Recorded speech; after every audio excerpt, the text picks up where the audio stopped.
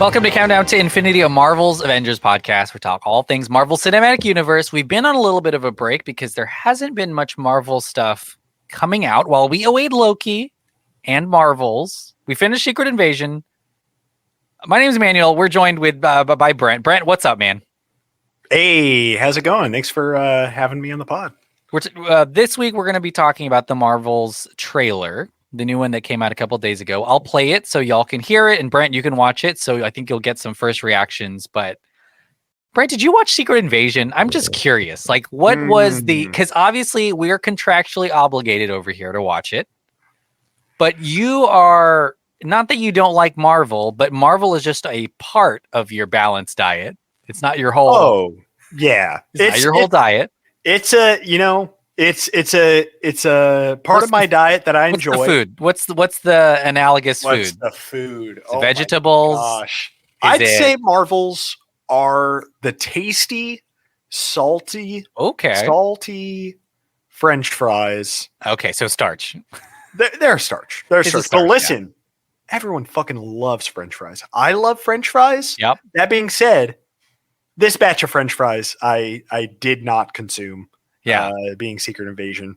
Not that I was like, oh, I don't know what that is. I don't know what this is now. You didn't grunt. Yeah. No, but I don't know. I just didn't get super sucked into it. And then I never really came back around to it. But I am real curious about it because it seems like there was some big stuff that went down that I'm going to have to either, watch or read a Guardian article about whatever happened. So. You get your recaps from the Guardian. Wow. That's right. That's a bad example. Yeah. I'm curious because something that I felt was missing from Secret Invasion, and has nothing to do with the quality of the show or the story or Samuel L. Jackson or even the people making it, but it was sort of missing that virality element, the thing that made Grogu to jump to Star Wars. But the WandaVision stuff, there was even some of this in Hawkeye with Florence Pugh, but kind of that moment in a Disney Plus show that made it a must watch. I don't know what that moment would have been, apart from, of course, spoiler alert, Brent. Yeah. Hey, I saw a villain fight. That's maybe the thing that people talk about a little bit the most. Super Skrull fight. That was, I think, and then I guess some spoilery stuff, but there wasn't like a big WandaVision-esque Agatha song or like a thing that infiltrated outside the hardcore Marvel verse. And I don't even know. Like, it may be a bad thing to chase that. I can't. If Loki season 2 has like a TikTok dance shoehorned in there, it may not be good, but I don't know. There's got to be something.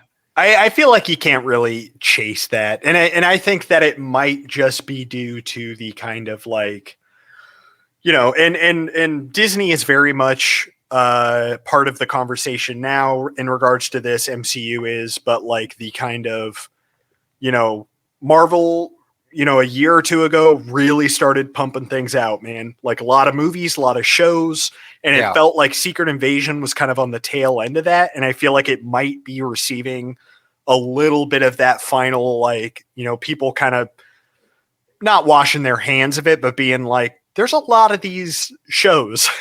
Like, do we got to watch all of these to like, so I think it might be a bit of a victim of that as well. Again, like nothing in regards to its quality. It's just like Marvel was really putting out all that stuff, man. And it was incredibly expensive. I mean, maybe one of the most expensive shows of the year. And Bob Iger at Disney has definitely alluded to the fact that they're going to be making less. So we'll see if that happens. And of course, we're going to be watching Loki, which at least looks to be kind of a broadly appealing.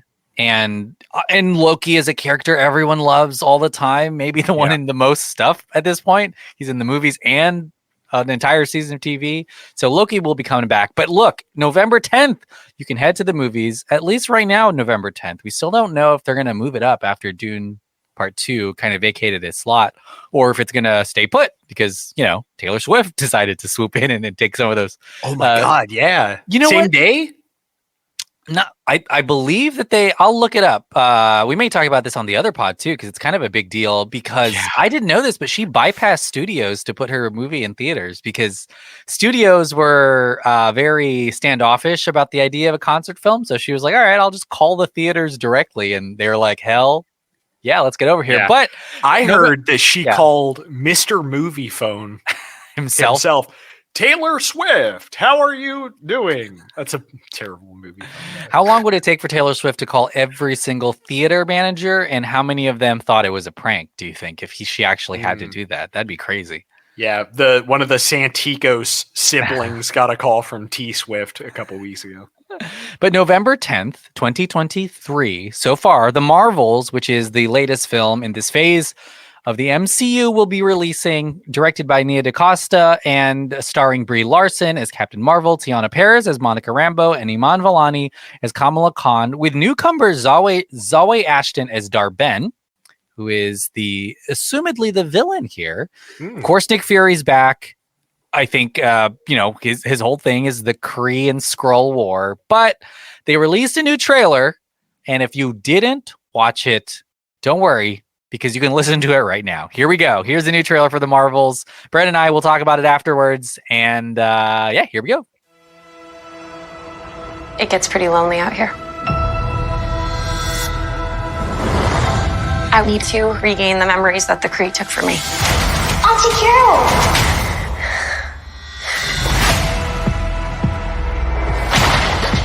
You are Carol Danvers, the most powerful person I knew. Way before you could shoot fire from your fists. I get in trouble for that. I can see that about you. But what happens when I'm finally set free?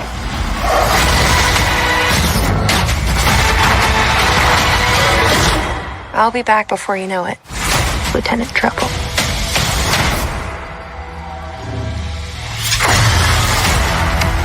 When you left, Mom passed away. And I got blipped back. They rounded us to investigate earthbound anomalies. Monica, no! How you feeling? Like myself. Now I can manipulate wavelengths of the electromagnetic spectrum. I'm very happy for you. Where's our daughter? Yes, where is Kamala? Who's Kamala? Oh my god, oh my god, oh my god! Hi. How do you have this? My grandma sent it to me in the mail. Have you ever wanted something so bad and it actually happened? But it's not as great as you imagined it. You want to save the world? Then you're gonna save the world. Well, now, don't you tell me to stop! You stick around and make it with your wife. What is happening? We switch places whenever we use our powers. Higher, further, faster. Together.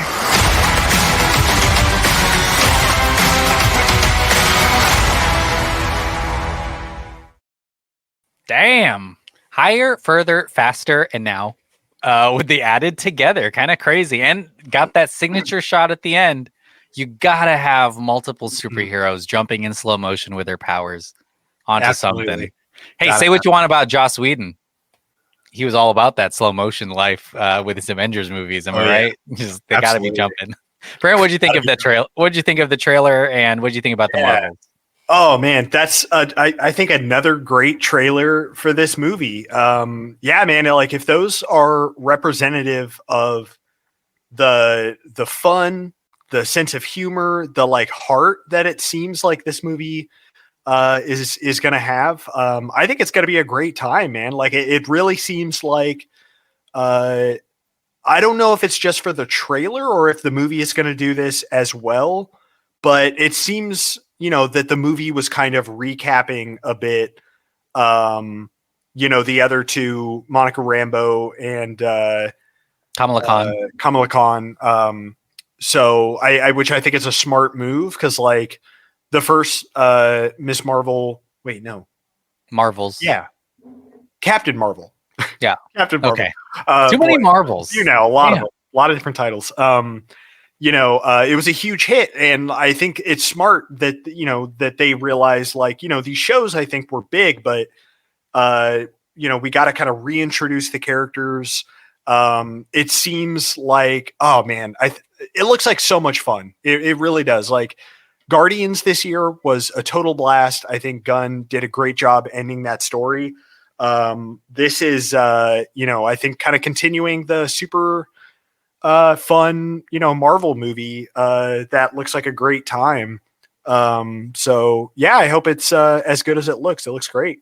Yeah, it's kind of it seems that Carol Danvers has to relive some of her past, which she kind of just realizes that she's lived a lot of lives in the first Captain Marvel movie. Oh my gosh, I'm getting mixed up with all the Marvel, because we got Captain Marvel, Miss Marvel, and the Marvels in the MCU, which is itself the Marvel Cinematic Universe. But this movie also is a long time in the making. It was supposed to come out July of last year and then had 4 different release dates until now. So maybe that's why it's not moving up a week, even though Dune left, because this would be its like 5th or 6th release date. But in that amount of time, we've gotten WandaVision, we've gotten Miss Marvel, which were great sort of origins for the new characters in the movie. And so I don't think there's going to have to be too much of retreading that track. Although I don't know how many people watch the shows, so it would seem like there would be something going on. And then also the fact that we see a lot of Saber, which is kind of this just organization we haven't spent a lot of time with, apart from seeing a little bit of their headquarters when they had Vision's body in WandaVision, and then also the fact that Samuel L. Jackson's Nick Fury comes down to Earth during Secret Invasion and then goes back up there at the end of it. So maybe we'll finally learn a little bit more about what's going on in space that everyone is so invested in. What were you going to say? I was just going to say, I forgot that they have Vision. That they have Visions. Is it the full white? He's out and about. That's kind of crazy, but yeah, he's out around somewhere doing that. Yeah, we got to get him reintroduced at some point too. Maybe that's a post credits. Brent, are you saying something that they introduced in a Marvel thing hasn't come around yet? Because I think you would be the first person. The first person, and this is the first and only instance of that for sure. Where's that Eternals? Where's that giant Eternals Celestial? Where's Harry Styles at? And Patton Oswalt and whatever that was.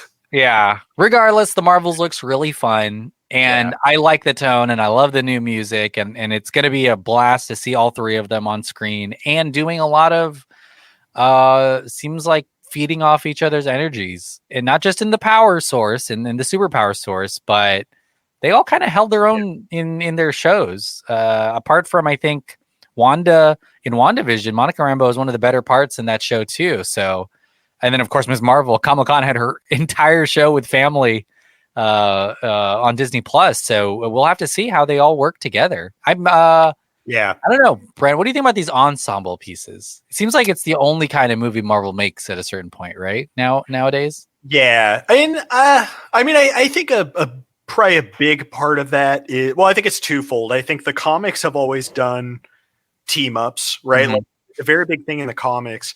But I also think at a certain point, Marvel, they have so many characters now that like each new thing kind of does have to, by the nature of how many are just floating around. Yeah. Many they kind of have to group together. And as far as this movie goes, the ensemble stuff looks awesome. I think like, I'm a big Brie Larson fan, really big.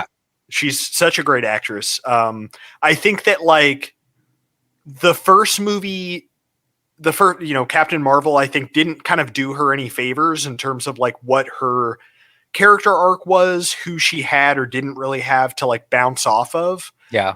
And so for this one, it feels like her getting to like play around with, Monica Rambeau and Iman Vellani, their 3 characters. I think it's going to be a great time. And it feels like all 3 of them are like having a good time. So a different kind of, you're right. Cause there's, big fish out of water energy in the first Captain Marvel and a great foil in Samuel L. Jackson's Nick Fury, but to see her with similar, I would say, characters with superpowers and in the same boat because they're all switching bodies at some point in the show. That's going to be good. And it's I think it's time to leave Earth for a little bit. We got Guardians of the Galaxy Volume 3 and when it's not based on Earth, there's a different feel to some of their Marvel stuff because you're not having to have a reason for the Avengers to not be called, which is